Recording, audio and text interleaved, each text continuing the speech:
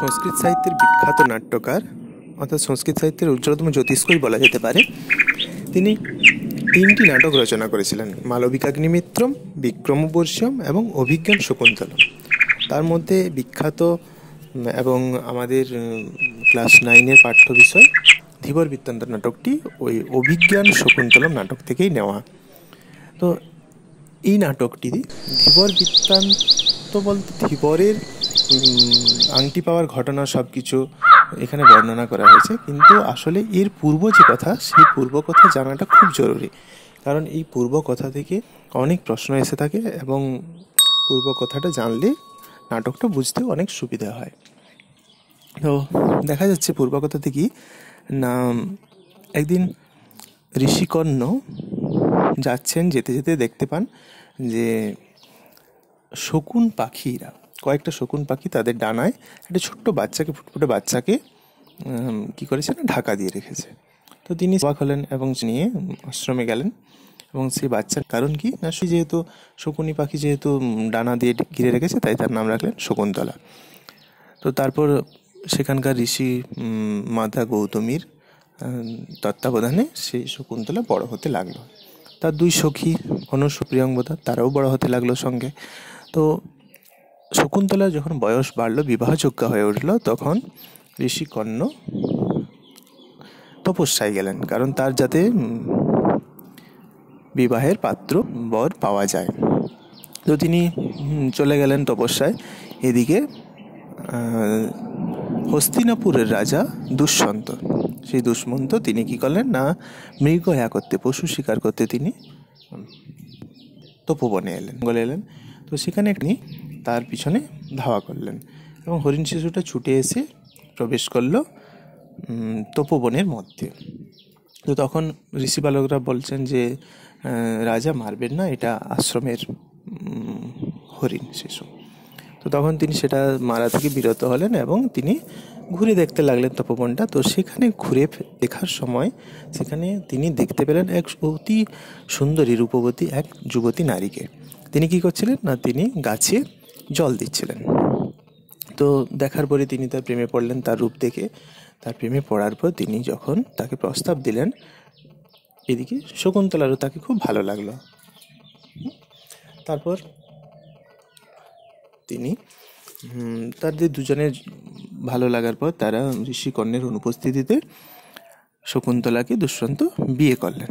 সেই রীতি হচ্ছে গান্ধর্ব রীতি। আমাদের হিন্দু শাস্ত্র অনুযায়ী বেশ কয়েকটা রীতির মধ্যে এই গান্ধর্ব রীতিও পড়ে, অর্থাৎ যে রীতিতে পাত্র পাত্রী ছেলে মেয়ে নিজেরা পছন্দের মতো বিয়ে করে থাকে, অন্য কারো অনুমতি ছাড়াই।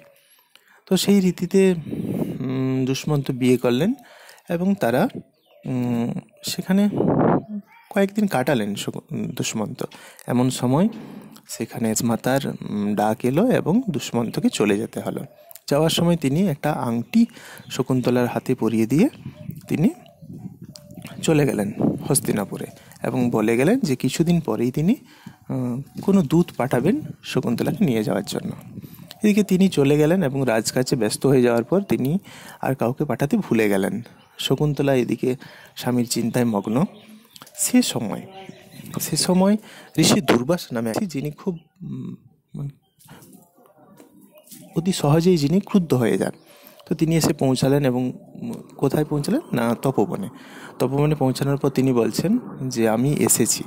এদিকে শকুন্তলার কি না, শকুন্তলা খুব আনমনা হয়ে আছেন, কারণ তার দুষ্মন্তের কথা মনে পড়ছে, তিনি আনমনা হয়ে আছেন। তো তখন ঋষি দুর্বাসাকে তিনি দেখলেন না। ঋষি দুর্বাসা অপমানিত হলেন এবং শকুন্তলাকে অভিশাপ দিলেন। কি বলে অভিশাপ দিলেন না, যার কথা ভাবতে ভাবতে তুই আমায় অবহেলা করলি, সেই তোকে ভুলে যাবে।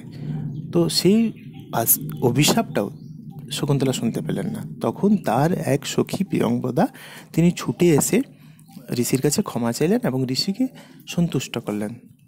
ঋষি তখন বললেন যে ঠিক আছে, আমি যে অভিশাপ দিয়েছি সেটা তো আর ফেরানো যাবে না, তো তার আমি উপায় বলে দিচ্ছি সেটা খণ্ডনের। কি উপায় না, যদি রাজা কোনো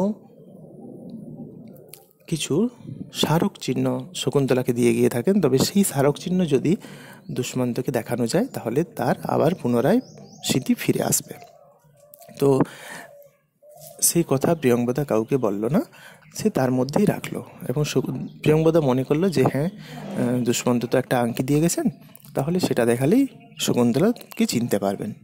তো এইভাবে দিন কেটে যায়। এদিকে শকুন্তলা আশ্রমের খুব প্রিয়, তাকে প্রত্যেকটা হরিণ শিশু পর্যন্ত, গাছ লতা সবাই তাকে খুব ভালোবাসে।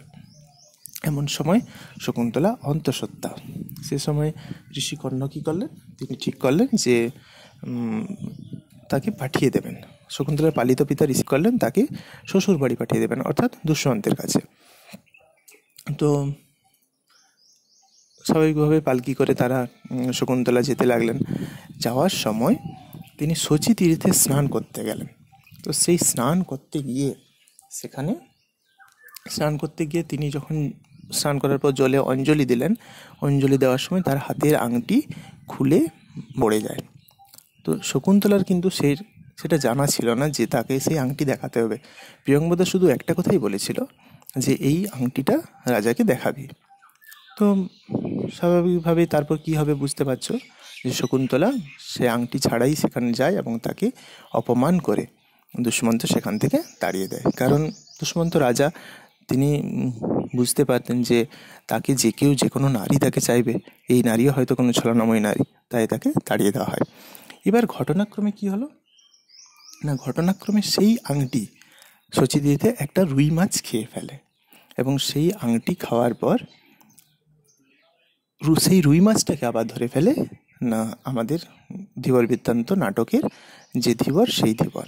তারপর সে রুই মাছটা যখন খণ্ড খণ্ড করে কাটার পর সেই আংটি নিয়ে যখন বাজারে বিক্রি করতে যায়, তখন সেখানে থাকা রাজশ্যালক এবং রক্ষীরা তাকে পাকড়াও করে। তারপর আমাদের আলোচ্য এই ধীবর বৃত্তান্ত নাটকটা তারপর থেকে শুরু হচ্ছে। ধীবর তার বৃত্তান্ত বলছে কিভাবে সে আংটিটা পেল।